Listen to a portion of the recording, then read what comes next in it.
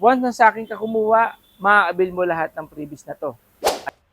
Yon mga boss, ito yung ating Expander Cross 2026 model. Kaya kung interesado ka, tara, let's go! Apply, approve, and release agad with Mr. Brian ang loan mo. Mitsubishi Peak Motors. Contact us now. Kaya kung bago ka lang sa aking channel, please like and share. Mag-subscribe na rin po kayo.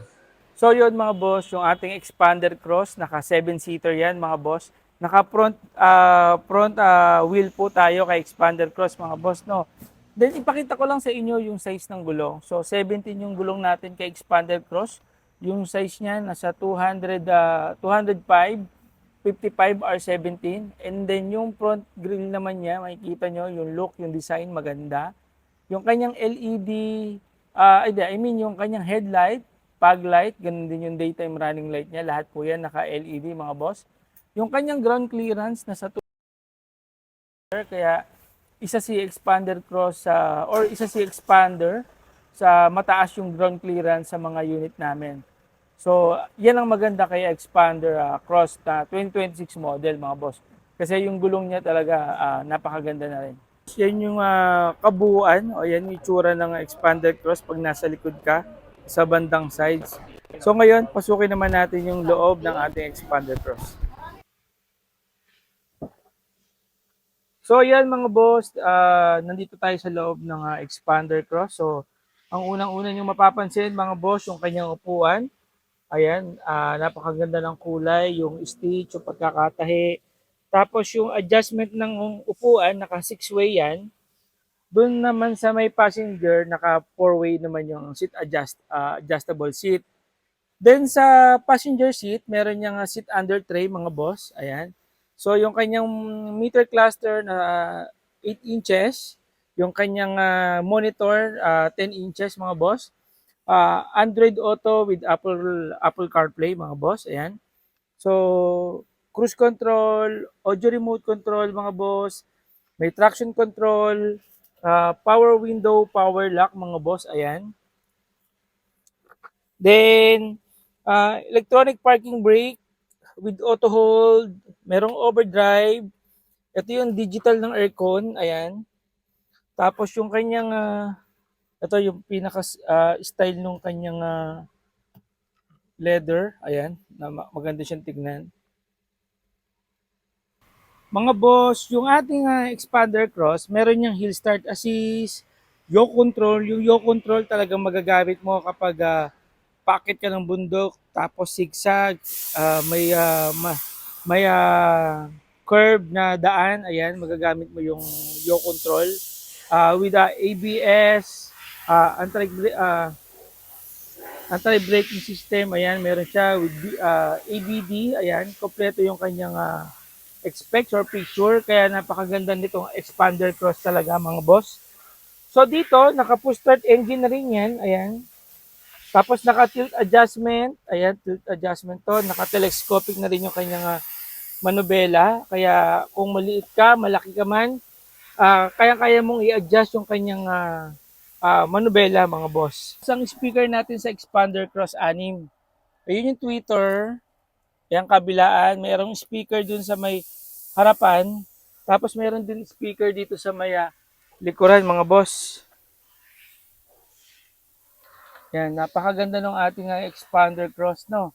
So, sa mga interesado, napakaganda ng promo. Ayan. So, didiscuss natin yan. Manood lang kayo, tapusin nyo lang yung video para malaman nyo kung ano yung promo, ano yung monthly, ano yung previous natin para sa Expander Cross. So dito mga boss, yung armrest niya, naka-leather na din yan.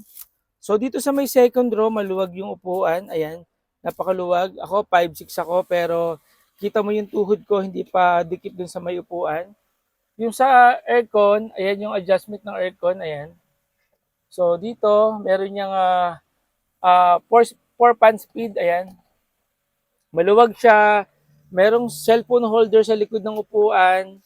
Ayan, power window, merong lagayan ng bottle sa gilid, kabilaan.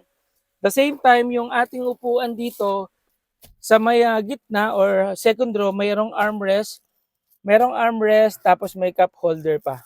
So leather po yung upuan natin dito sa Maya second row. So itong expander cross, boss, mga naka-leather seat po talaga yan.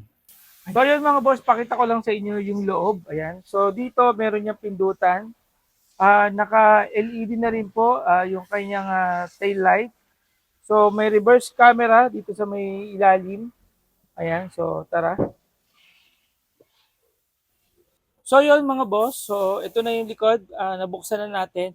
So papakita ko naman sa inyo kung paano siya i-adjust yung upuan, paano i-fold. Ayan. So ganito lang, meron ditong tali na kailangan mong hatakin para bumaba yung pinakaupuan niya. Ayan. So ganun din dito sa kabilang side, sa may kaliwa. So yan, ganyan na siya kaluwag, ganyan na siya kalawak. So pwede mo na siyang i-fold, then pwede ka na magkarga ng kahit ano na pwede mo ilagay. So mga boss, ito yung likod ng ating expander cross. So sobrang laki niya. Pero papakita ko din sa inyo kung paano i-fold yung loob niya at makita nyo kung gaano kalawak mga boss. Tara. Dito mga boss, kapag ipo-fold mo lang siya kasama yung second row, ayan, para maging flat siya, kung may kakarga ka dito, ayan, madali lang siyang kargahan ng kahit ano. Ayan, ikot tayo para sa kabilang pituan. So ganun din, same lang ng gagawin mga boss. Hanapin mo lang kung paano siya tinutupi para makita nyo kung gaano siya kalawak. Ayan. So ganito siya kalawak mga boss. Kung meron kang ikakarga dito, ayan, maluwag na. Ayan. So, ayun, ganito siya kalaki. Pero kung ipopod mo siya hanggang dulo, dahil tumbled naman yung upuan niya, ganun din. So, try ulit natin yung kabila. So, same lang din kung paano siya i-fold dahil tumbled naman. So, yan. Ganyan siya kaluwag, ganyan siya kalawak. Kaya kung meron kang ikakarga dito, ayan, sure, kasyang-kasya. So, kung pwede mo din siyang gawing extra income, no? Sa mga Lala Move, ayan, pwede mong kargahan. So, yun mga boss, para sa third row. So, kung meron kang pasahero, anak, sa kamag-anak, so dito po yung lagayan ng cup holder o tumbler, kahit ano, dito cellphone or any gadgets, no? Then itong socket na to, ito yung cigarette, pero pwede mo siyang saksakan ng mga USB type para sa third row. Sa mga taong magcha-charge, ayan, pwede mo dyan ilagay. Then yung kanyang tools mga boss, nandito sa may gilid, madali lang yan buksan. So ayan yung jack, ito yung ibang tools niya mga boss, ayan. Then, kung meron kayong mga something abubot, buksan mo lang tong part na yan. Ayan. So, kahit ano, pwede mo nang ilagay dyan, no? Kung meron kang sapatos, damit, or mga tools, ayan. So, may extra space pa dyan. So, pwede mong lagyan yan ng kahit ano. Ayan. So, ganyan siya kaluwag. Ganyan siya kadami na pwede mong paglagyan ng kahit ano. So, kabilaan po yan, mga boss, no? Kabilaan. Ayan. So, yung pinaka interior niya, no? Ayan, no? Ganyan siya kaganda, mga boss. Ayan. Tingnan nyo naman kung gaano kalawak yan. Ayan, binaklas ko na. Ayan. So, yan, mga boss. Boss, pakita ko lang sa inyo paano ino-operate yung 360 camera. So, dito sa monitor or sa screen, meron itong makikita, itong logo na to. Pinutin nyo lang yan. So, lalabas na po yan mga boss. So, ayan yung likod. Then dito, makikita nyo sa bandang baba, may mga kailangan kang iselect kung ano yung gusto mo makita. So, front, ayan, ito yung front. Ito yung pinaka lahat na makikita mo. Ayan. So, ayan, ayan.